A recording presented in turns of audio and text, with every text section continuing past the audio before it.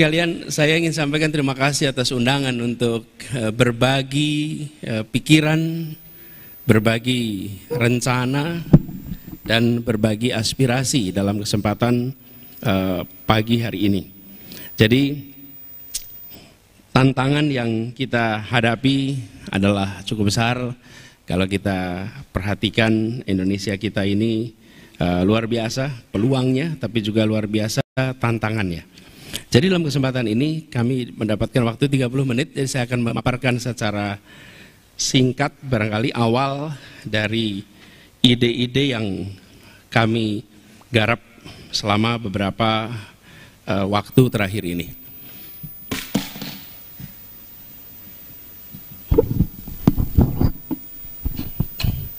Bapak sekalian yang saya hormati, kita ingin Indonesia yang lebih maju, yang lebih adil. Dan itu adalah usaha yang terus-menerus, bukan usaha yang bisa selesai 1 tahun, 2 tahun, 5 tahun, 10 tahun. Ini adalah terus-menerus. Jadi ketika kita mengatakan bahwa kita ingin perbaikan, maka itu proses yang berjalannya terus-menerus. Nah, tantangan kita adalah menurut kami nomor 1, bagi kita semua, mindset kita. Mindset kita harus menempatkan Indonesia sebagai salah satu pemain global. Kita semua, adik-adik semua, apalagi masih mahasiswa, adalah hari ini warga Depok, atau warga Jakarta, atau warga Jabodetabek. Yang kedua, warga Indonesia.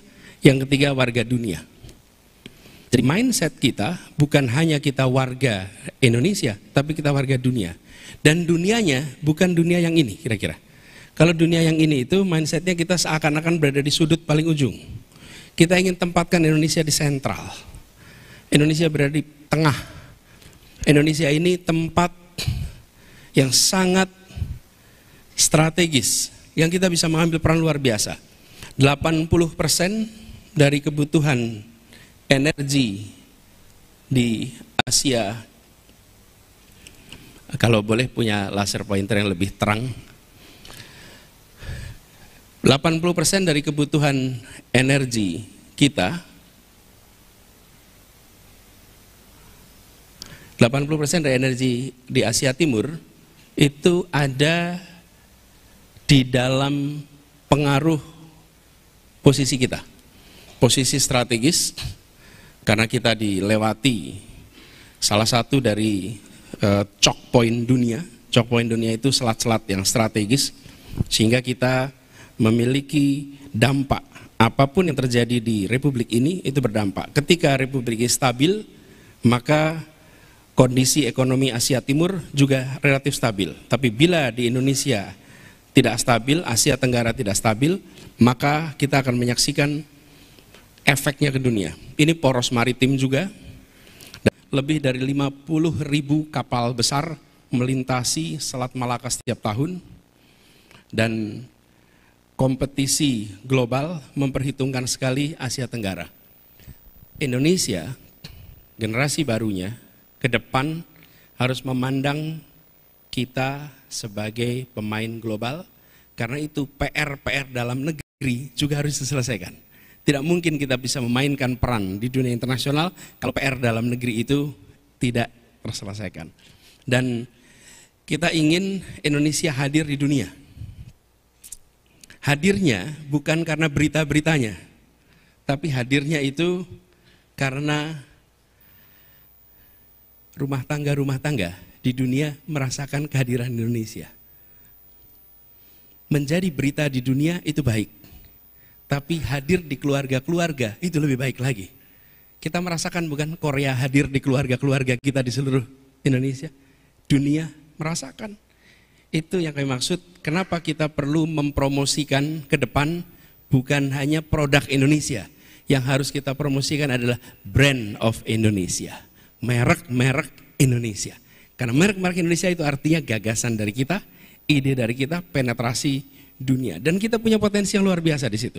Jadi kami memandang ke depan Indonesia maju, kancah percaturannya bukan hanya di dalam konteks domestik, tapi pandang dalam konteks global.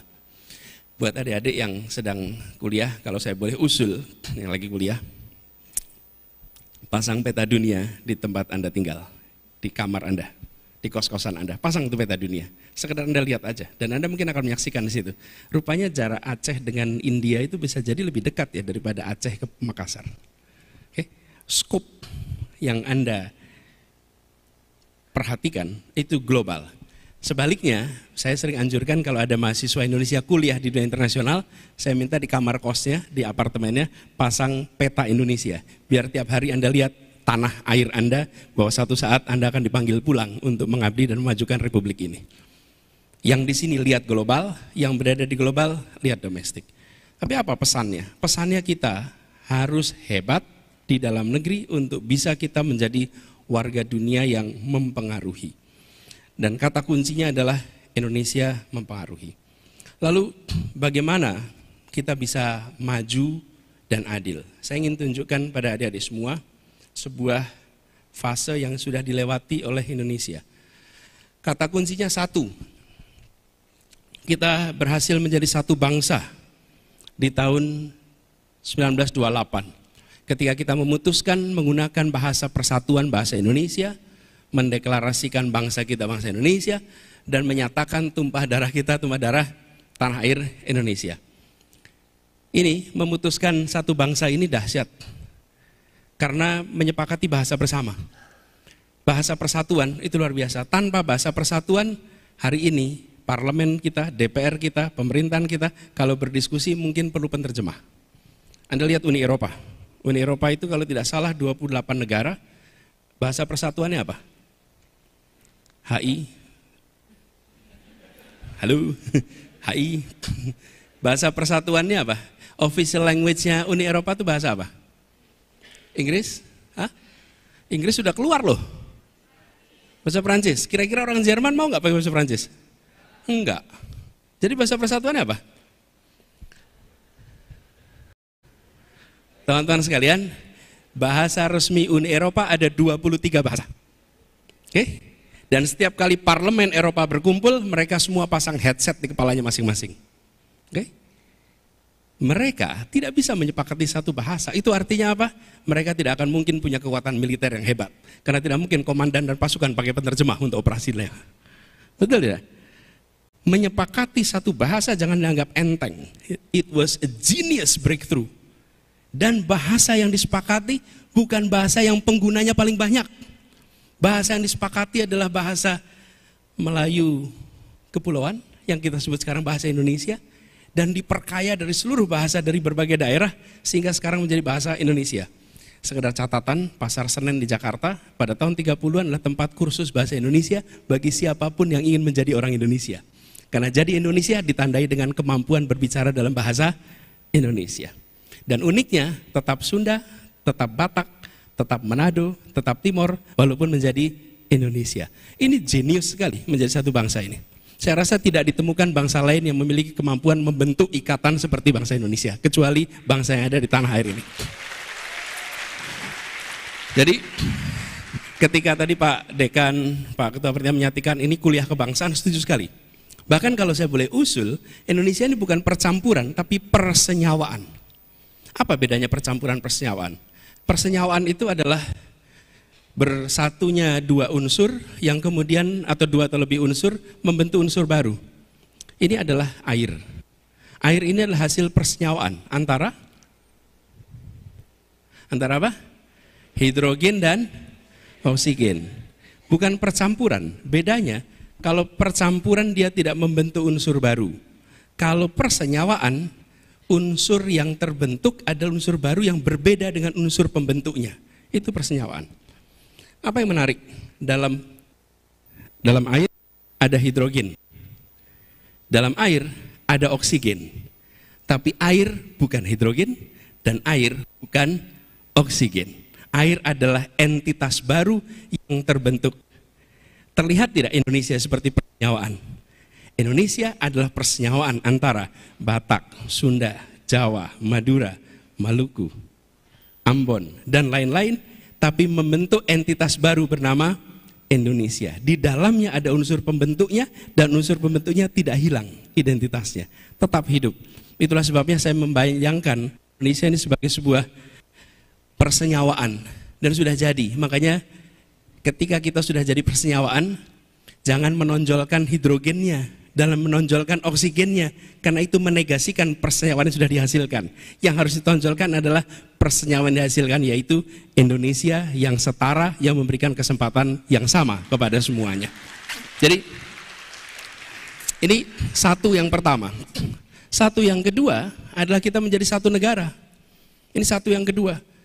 Punya bangsa, punya bahasa, tapi belum punya negara. Dan ini salah satu yang unik dibandingkan negeri-negeri lain. Biasanya terbentuk negara dulu, baru terbentuk bahasa resmi. Kini tidak. 17 tahun sebelum negara terbentuk, sudah membentuk bahasa persatuan. Kita tahu menjadi satu negara. Tapi dalam prosesnya Indonesia sempat berubah menjadi sebuah negara federal. Dan kita hari ini menyebutkan NKRI harga mati. NKRI itu tidak pernah ada, maka kita nggak akan pernah bisa bilang negara kesatuan. Jangan pernah lupakan bahwa sempat Indonesia itu, Republik Indonesia menjadi bagian kecil dari sebuah Republik Indonesia Serikat. Republik Indonesia hanya bagian kecil. Republik Indonesia presidennya Soekarno, Republik Indonesia Serikat presidennya Mr. Asad. Ini fakta sejarah. Kemudian kita menjadi negara kesatuan lewat yang disebut sebagai mosi integral tahun 50, bulan April, lalu 17 Agustus 1950 diresmikan menjadi resmi, seakan-akan itu proklamasi yang kedua. Lalu yang ketiga, satu wilayah, sudah satu bangsa, satu negara, satu teritori. Kenapa? Karena sebelumnya Indonesia itu hanya tanah, tapi tidak air. Perairannya adalah perairan internasional. Antara Jawa dengan Kalimantan itu wilayah internasional. Antara Kalimantan dengan Sulawesi itu wilayah internasional. Yang disebut sebagai Indonesia hanya tanahnya, airnya tidak.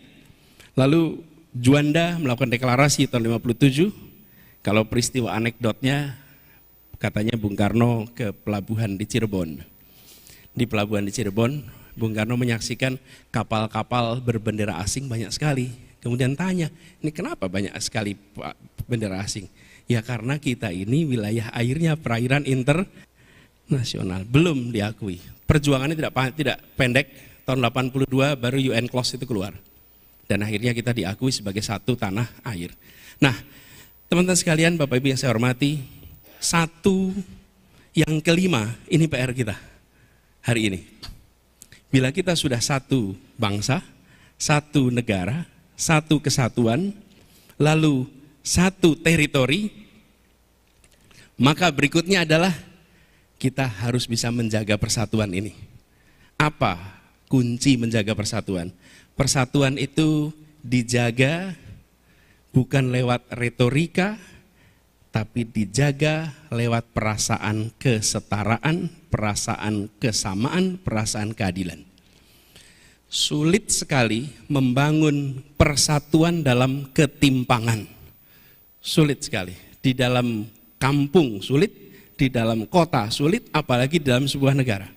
Karena itu penting sekali kita untuk menjaga persatuan Indonesia itu dengan menghadirkan keadilan sosial bagi seluruh rakyat Indonesia. Itu kunci. Dan untuk bisa ke sana, maka kita harus melakukan langkah-langkah menyetarakan kesempatan, menyetarakan kesejahteraan. Jadi yang kelima, nah ini nanti kita perlu diskusikan terminologinya, karena belum Pak Dekan ini Pak Prof. Aji belum ketemu terminologi finalnya.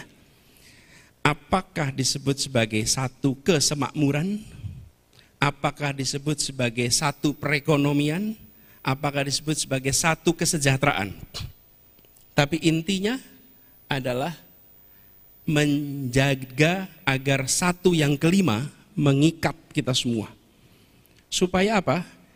Bagi rakyat dimanapun dilahirkan, dia punya kesempatan untuk mendapatkan kesejahteraan yang setara.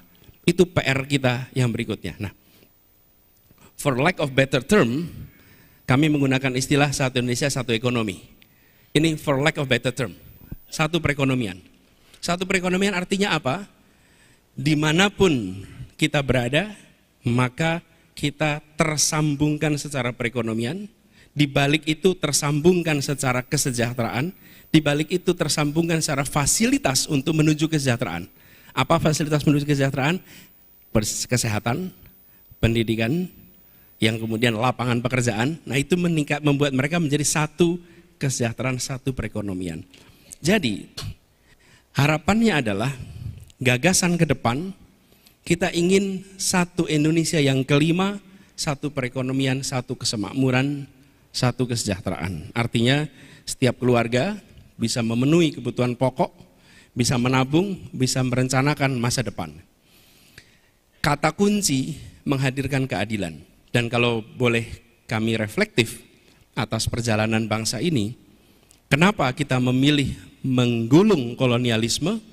Karena kita melihat sistem kolonialisme itu tidak adil. Tidak adil. Di negeri ini kaya sumber daya, tapi yang merasakan kekayaan di negeri Belanda. Kira-kira ada ketimpangan antara yang mengelola negeri ini, dengan yang berada di negeri ini. Pusatnya resminya di Batavia, tapi sesungguhnya pengambil keputusan itu ada di negeri Belanda. Negeri Belandanya kaya raya, wilayah ini miskin. Karena itulah kita ingin merdeka supaya ada keadilan. Jadi ketika hari ini kita mengikhtiarkan keadilan, sesungguhnya ini adalah menuntaskan perjalanan yang dimulai dengan Jembatan Emas Proklamasi 1945. Karena kita meneruskannya di aspek keadilan. Apa aspek ini? Ini yang sangat mendasar kami melihat adalah menghadirkan kesetaraan pada apa? Kebutuhan pokok, akses pendidikan, akses kesehatan. Bapak Ibu sekalian, ketika sampai kepada tiga hal ini yang akan membuat sebuah keluarga, sebuah masyarakat akan bisa maju. Apa? Ketika bicara tentang kebutuhan pokok, pangan yang terjangkau, hunian yang terjangkau, energi yang terjangkau. Energi itu mulai dari air. Kebutuhan air itu termasuk energi. Jadi pangan, perumahan, energi itu 3 dari sekian kebutuhan dasar pokok yang harus terpenuhi.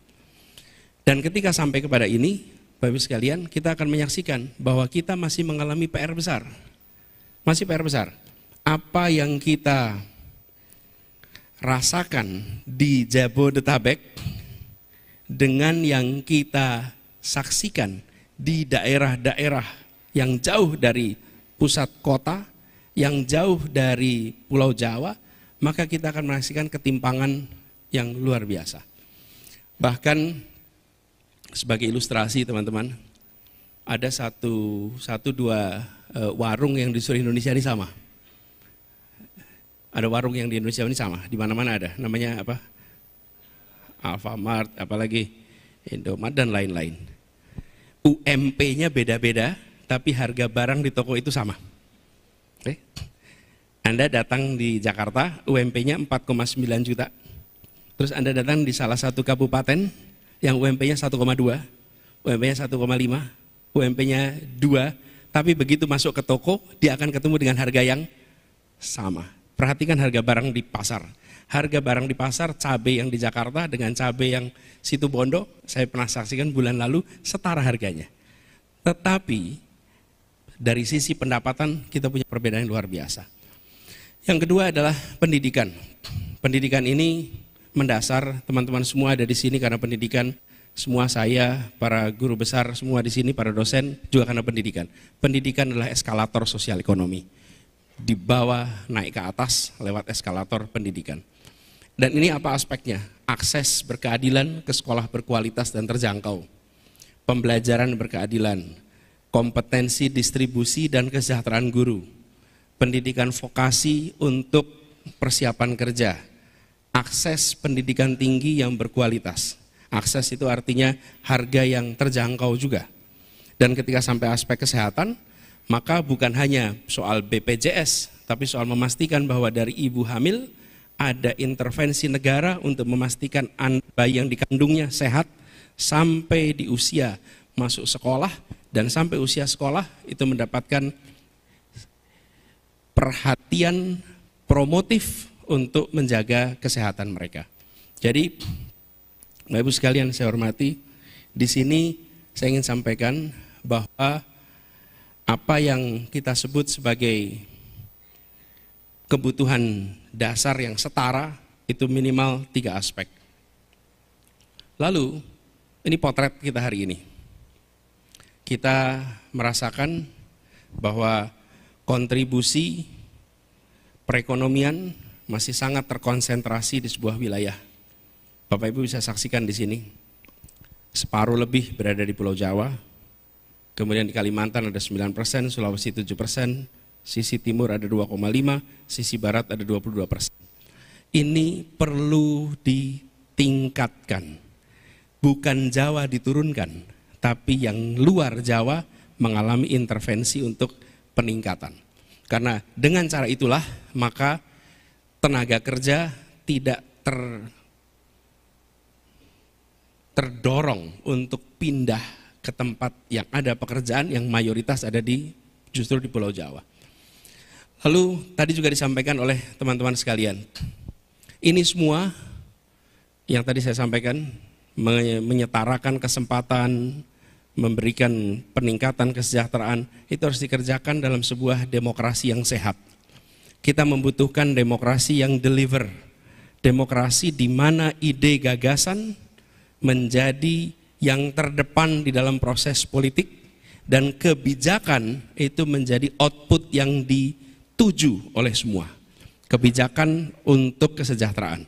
Jadi kami melihat kualitas demokrasi ini harus ditingkatkan.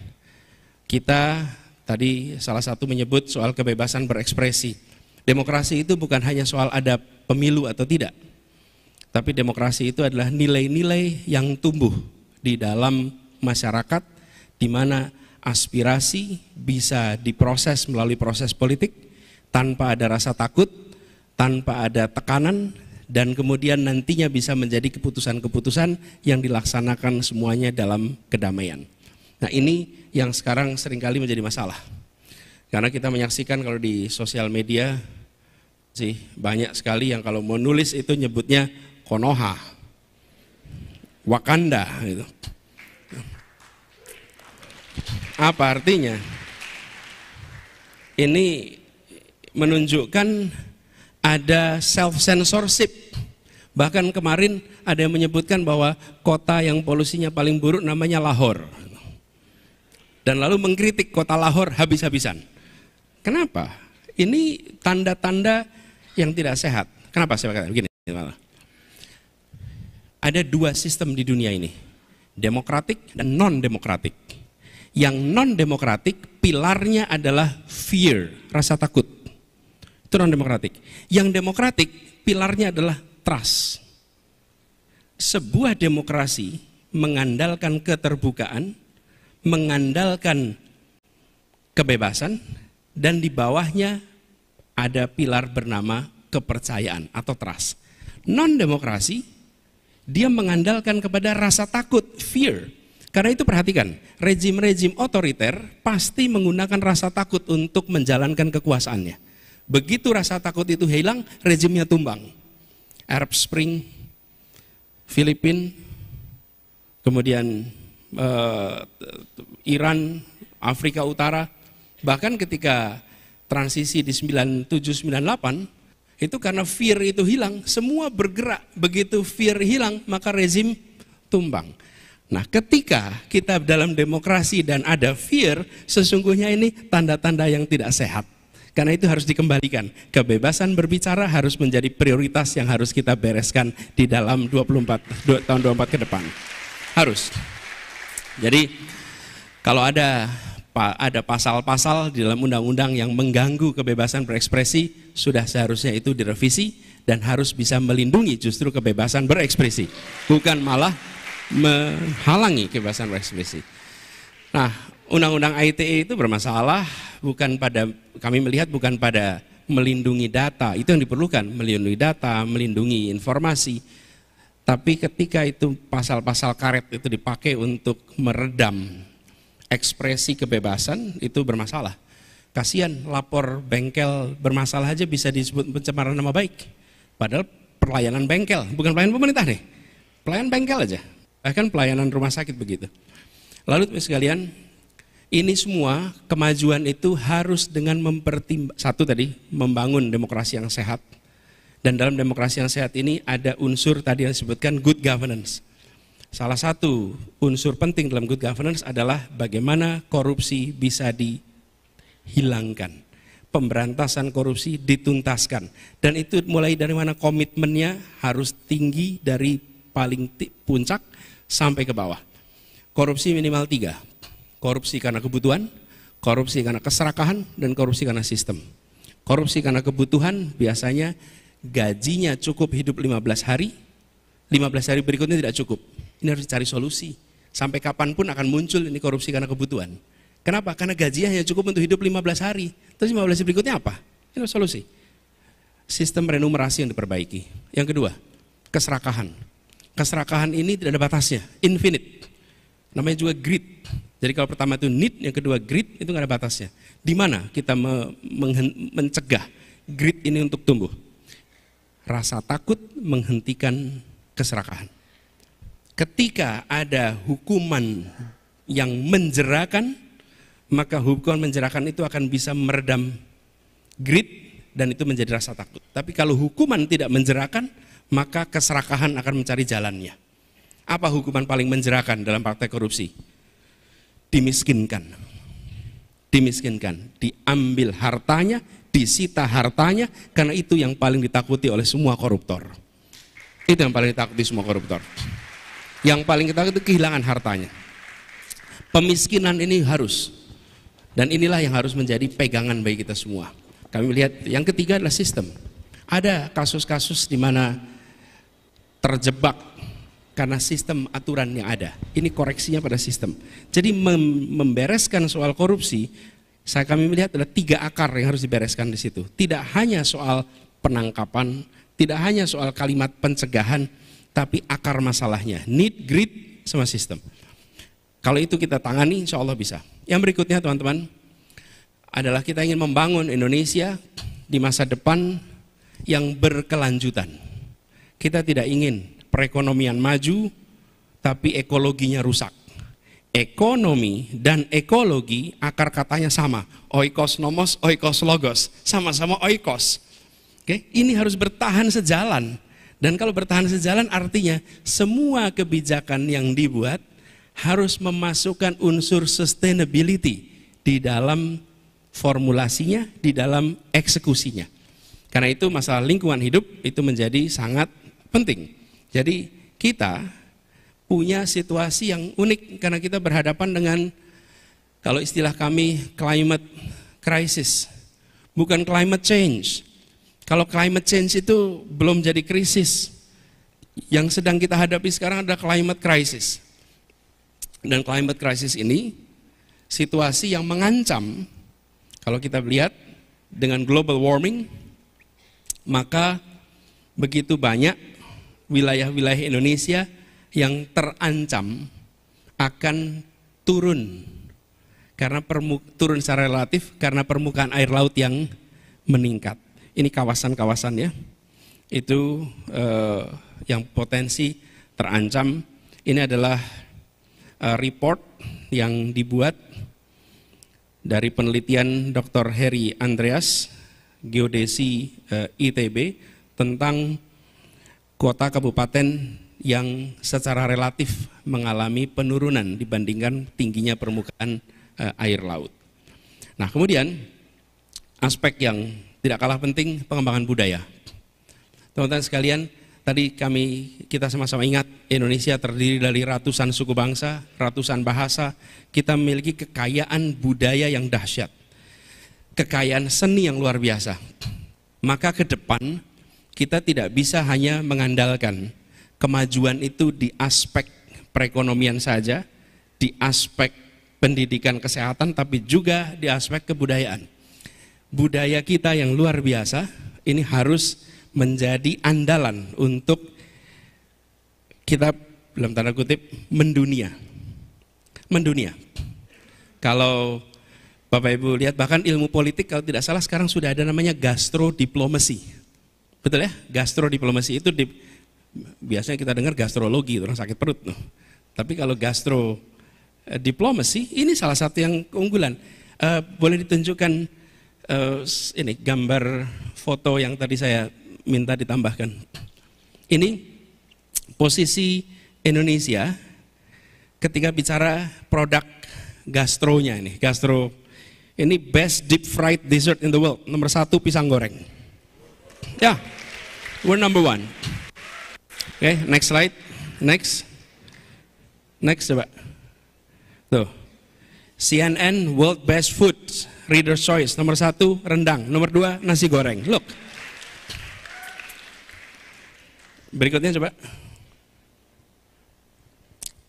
Best rated soup in Asia. Nomor 1 rawon. Okay. Nomor 2 gulai cincang. Saya tanya di sini, yang suka rawon siapa? Angkat tangan. Wih, semua. Gulai cincang. Tuh kan? Oke, next. Lihat nih, most iconic ice cream. Zhang Randi, Surabaya, Ragusa S, Itali. Ini 2 yang paling ikonik di dunia. Teman-teman, apa yang terjadi? Kita potensinya besar, tapi intervensi negara di bidang kebudayaan belum besar. Saya merasakan nih ketika ngurusin kebudayaan. Saya waktu itu Mendikbud, saya merasakan ketika di DKI, kita udah dikembalikan ke slide awal. Negara harus hadir investasi di sini. Coba perhatikan Korea Selatan. Korea Selatan itu dimulai tahun 90-an. Ketika negara, waktu itu pemerintah Korea Selatan secara serius melakukan investasi di bidang kebudayaan. Ketika mereka investasi di bidang kebudayaan, investasinya apa? Ada kebijakan, policy-policy yang sifatnya menumbuhkan kebudayaan. Yang kedua, ada investasi finansial di bidang kebudayaan. Dan yang ketiga, ada pembangunan infrastruktur bidang kebudayaan. Kalau negara invest di bidang kebudayaan, nanti pelaku budaya itu akan tumbuh. Pelaku budaya akan, udah habis waktunya ya. Oh, 1 menit lagi. Oke. Jadi kita menginginkan budaya Indonesia yang tadi di peta awal tadi. Kita ingin bukan hanya jadi berita-berita di televisi sedunia. Kita ingin produk Indonesia dirasakan di rumah-rumah di seluruh dunia. Jadi mindsetnya beda. Bukan soal tokohnya yang dikenal di seluruh dunia, tapi produknya yang dikenal. Karena itu tadi saya sampaikan, ini adalah brand of Indonesia yang harus maju. Dan itu, teman-teman sekalian, masuklah di dunia sastra. Begitu sastra kita diterjemahkan, waktu itu kita terlibat di Frankfurt Book Fair, diterjemahkan bahasa Jerman, dan bahasa Jerman itu adalah pintu masuk untuk sastra. Langsung dia terjemahkan dan begitu banyak bahasa. Sastrawan kita mempesona dunia. Begitu lihat rupa kita, seni rupa kita dipamerkan luar biasa. Jadi aspek kebudayaan harus menjadi salah satu aspek penting. Dan di sini kreativitas kita batasnya tidak ada. Kemampuan kita berkreasi luar biasa, dan bila itu dikerjakan dengan serius, maka Indonesia akan bisa, kalau istilah saya terkait kebudayaan, tuan rumah di negeri sendiri dan tamu mempesona di negeri orang. Itu kira-kiranya. Nah, Bapak Ibu sekalian yang saya hormati, ini yang bisa saya sampaikan sebagai pembuka diskusi tentang bagaimana visi ke depan. Saya summary-kan. 1 adalah kita nggak perlu ini. Kita ingin lompat Indonesia satu, dari satu bangsa, satu negara, satu kesatuan, satu teritori sekarang menjadi satu kesemakmuran. Dalam konteks apa? Dalam konteks dunia di mana Indonesia mewarnai ya, dan PR-nya membereskan kebutuhan dasar, kebutuhan pokok, kesehatan, pendidikan. Proses membereskannya lewat proses demokrasi. Proses demokrasi yang memberikan ruang kesetaraan, yang memasukkan ke semua kebijakan faktor lingkungan hidup dan memberikan ruang kepada kebudayaan untuk tumbuh. Itu kira-kira summary-nya, semoga bermanfaat. Terima kasih. Assalamualaikum warahmatullahi wabarakatuh. Waalaikumsalam warahmatullahi wabarakatuh. Mari kembali kita berikan tepuk tangan yang meriah untuk pemaparan dari Bapak Anies Baswedan. Sekali lagi terima kasih Bapak, tadi kita sudah bersama-sama melihat pemaparannya, ada begitu banyak data dan juga